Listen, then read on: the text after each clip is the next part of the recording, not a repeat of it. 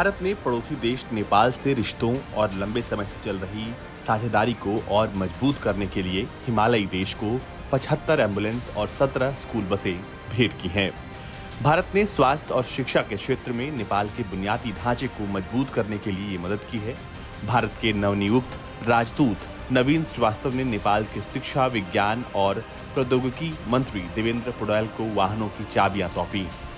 काठमांडू में भारतीय दूतावास ने इसकी जानकारी देते हुए कहा कि 75 एम्बुलेंस का उपहार भारत की आजादी के 75 साल पूरे होने का भी प्रतीक है। इस मौके पर राजदूत नवीन श्रीवास्तव ने कहा कि एम्बुलेंस और स्कूल बसों को उपहार में देना दोनों देशों के बीच मजबूत विकास साझेदारी का हिस्सा है। उन्होंने कहा कि नेपाल भारत विकास भागीदारी कार्यक्रम के तहत ये पहल भारत सरकार लंबे समय से चली आ रही परंपराओं में से एक है। इसका उद्देश्य है कि स्वास्थ्य और शिक्षा में अपनी बुनियादी ढांचों को मजबूत करने के लिए नेपाल सरकार के प्रयासों को बढ़ावा दिया जा सके। इस दौरान नेपाल के शिक्षा, विज्ञान और प्रौद्योगिकी मंत्री देवेंद्र पौडेल ने नेपाल में भारत की तरफ से चलाई जा रही अलग अलग विकास परियोजनाओं की सराहना की। उन्होंने कहा कि भारत की ये पहल लोगों से लोगों के बीच संबंधों को मजबूत करने और दोनों देशों के बीच सभी संबंधों को बेहतर बनाने के लिए जारी रहेगी। नेपाल में काम कर रहे भारतीय मिशन ने कहा कि 75 एम्बुलेंस और 17 स्कूल बसें नेपाल के अलग अलग जिलों में स्वास्थ्य और शिक्षा के क्षेत्र में काम करने वाले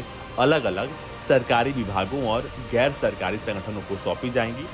आपको बता दें कि 2021 में भारत ने कोविड-19 महामारी के खिलाफ लड़ाई में काठमांडू की मदद करने के अपने प्रयासों के तहत नेपाल को वेंटिलेटर से लैस 39 एम्बुलेंस उपहार में दी थी। इससे पहले साल 2020 में भी भारत ने महात्मा गांधी की 151वीं जयंती पर नेपाल को 41 एम्बुलेंस और 6 स्कूल बसें भेंट की थी।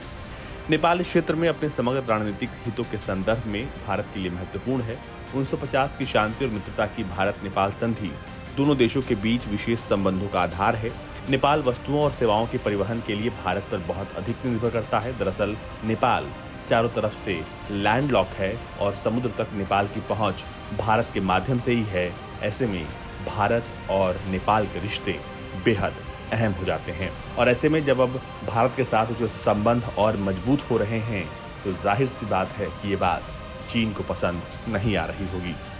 Bureau report, Bharat.